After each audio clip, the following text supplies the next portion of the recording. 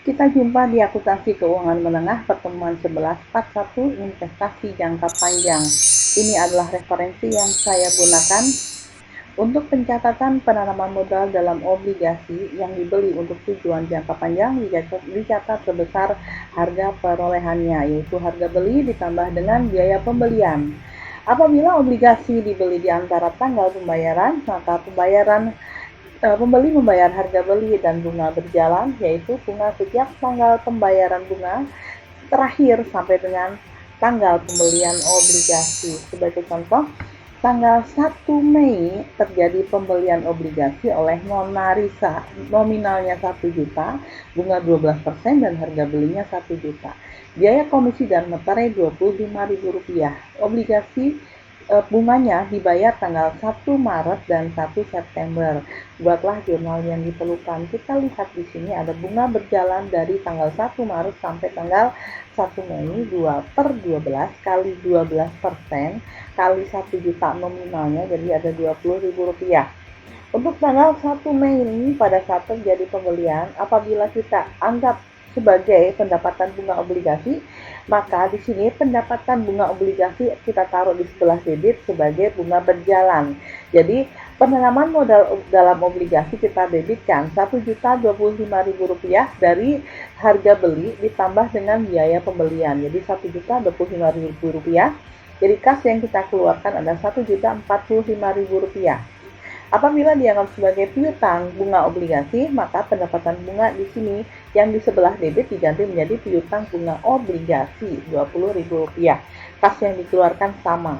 Pada saat tanggal 1 September, saat pembayaran bunga diterima full sebesar 6 bulan dari tanggal 1 Maret sampai 1 September. Jadi kas pada pendapatan bunga sebesar 6/12 kali 12% kali 1 juta nominalnya. Untuk apabila dianggap sebagai pendapatan bunga obligasi, kita lunasi dulu piutangnya 20.000, baru kemudian pendapatan bunga yang kita kreditkan adalah selisihnya Rp40.000.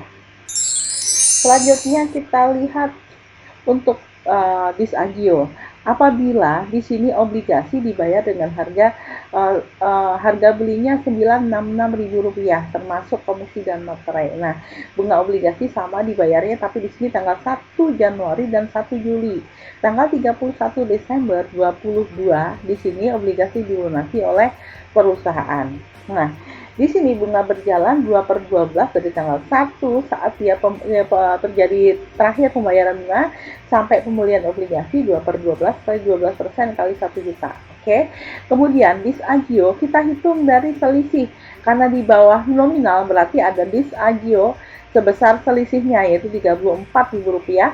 Sehingga apabila kita hitung dari tanggal pembelian sampai pelunasan, ini ada 34 bulan, berarti disagio per bulannya adalah Rp34.000 dibagi 34, jadi ada Rp1.000 per bulan.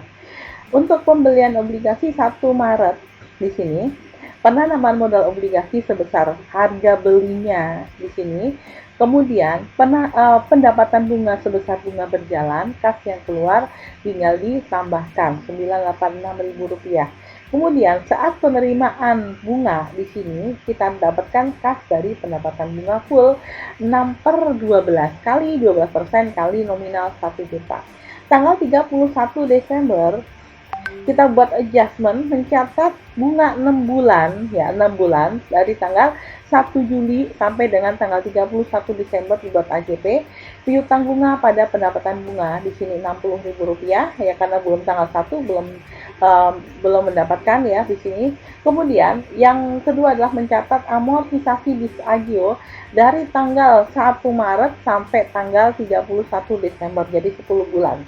10 bulan dikalikan dengan 1.000, jadi ada 10.000. Penanaman modal dalam obligasi pada biaya bunga obligasi. Amortisasi disagio ini akan menambah penanaman modal obligasi nilainya step by step, hingga nanti pada saat pelunasan nilai nominal sama dengan harga belinya. Kita lihat di sini jurnal baliknya ya.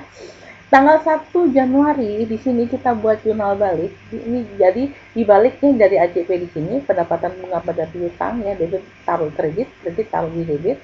Kemudian pencatatan penerimaan bunga kas pada pendapatan bunga. Kemudian ada penerimaan bunga lagi dan seterusnya hingga saat pelunasan karena nominal sama dengan nilainya, berarti di sini kas pada penanaman modal obligasi pas 1 juta rupiah. Perhatikan bagaimana dengan agio. Kita buat soal yang sama di sini, cuma di sini yang tadinya disagio kita buat ditambahkan jadi agio. Jadi kalau tadi di bawah pari atau di bawah nominal, sekarang di atas nominal dengan jumlah yang sama ya. Nah, kita lihat di sini perhitungannya sama, cuma sebentar. Kita lihat sebenarnya nilainya sama, cuma di sini bedanya di sini ada di sini ya. Pendapatan bunga di sini amortisasi, kalau tadi agio di sini adalah disagio. Kalau disagio tadi penanaman modal obligasi taruh di sebelah debit. Kalau di sini kalau agio penanaman modal obligasi dikreditkan karena step by step akan turun. Kalau disagio step by step akan naik. Nah, untuk yang lainnya adalah sama karena kita ambil contoh yang sama. Kemudian untuk penjualan obligasi sebelum jatuh tempo, maka laba atau rugi di sini didapat dari uang yang diterima dibandingkan dengan nilai buku obligasi. Nah, nilai buku ini adalah sama dengan harga perolehan ditambah dengan akumulasi disagio.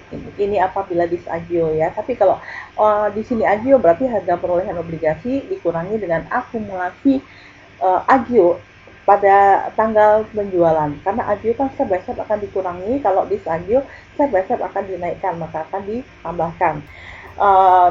Untuk jatuh tempo biasa dilakukan dengan memberi agio pada pemegang obligasi pada waktu pelunasan terjadi. Kita lihat sebagai contoh.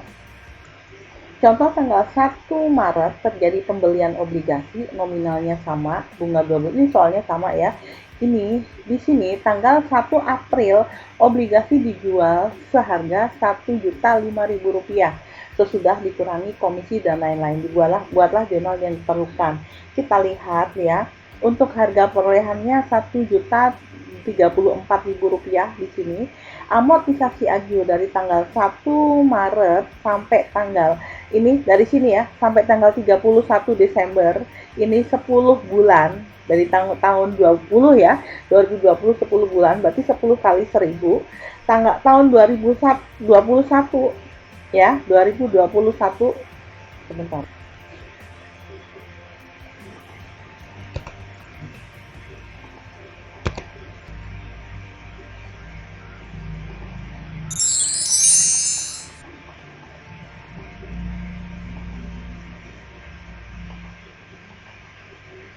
Kita lihat mana tadi mana ya, Rp1.000. Aduh, apa lagi.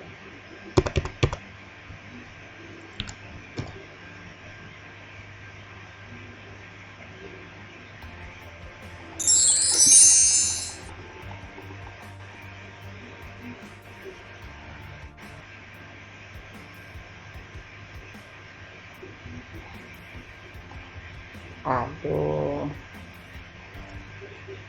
Di sini kita lihat terjadi penjualnya tanggal 1 April, berarti kita yang terakhir di sini kita buat lagi ya, kita hitung. Di sini ada rugi penjualan dari mana?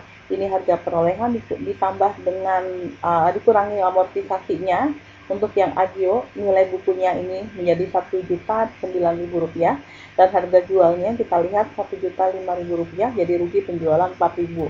Yang pertama adalah mencatat amortisasi agio di sini untuk 3 bulan, pendapatan bunga pada penanaman modal obligasi. Baru mencatat penjualannya di sini kas yang diterima Rp1.008.000 dari penanaman modal di sini daripada penanaman modal ditambah dengan bunga obligasi. Jadi penanaman modal obligasi sebesar nilai bukunya, pendapatan bunga ini kita kreditkan ya, ditambah dengan di sini ya. Ini nilai nilai harga jual ditambah dengan penanaman modal, inilah kas yang diterima. Jadi rugi penjualan obligasi sebesar 4. Untuk pertukaran obligasi, rekening penanaman modal dalam obligasi ditutup, kemudian dibuka rekening yang baru. Surat berharga yang diterima dicatat sebesar harga pasarnya dan selisihnya sebagai laba atau rugi. Contoh obligasi nominal 100.000 bunga 12% dibayar tanggal 1 Maret dan 1 September. Tanggal 1 April nilai buku yang 102.400 ditukar dengan 10 lembar saham biasa. Harga pasarnya Rp12.000. Nah, di sini kita lihat ada bunga berjalan dari saat terakhir pembayaran bunga 1/12, 1 bulan ya, kali 12% kali nominalnya, jadi ada Rp100.000. Nah, yang pertama adalah mencatat amortisasi agio tanggal 1 Januari dari sini sampai tanggal sini ya, ada 3 bulan. Di sini kita tidak hitung karena kenapa? Kita tidak tahu akhirnya jatuh temponya ada berapa. Kemudian mencatat pertukaran obligasi dengan saham biasa yang kita dapat debitkan sebesar harga pasarnya 12.000 kali 10 lembar, yang kita kreditkan sebesar nilai bukunya 102.400, selisihnya merupakan laba pertukaran. Kemudian mencatat penerimaan bunga berjalan 1 bulan sebesar bunga berjalan kas dari pendapatan bunga obligasi. Oke, sampai di sini jumpa kita untuk yang part yang pertama. Wassalamualaikum warahmatullahi wabarakatuh. Salam sejahtera untuk kita semua. Om Swastiastu, Namo Buddhaya, salam kebajikan. Silakan lanjut ke part yang kedua.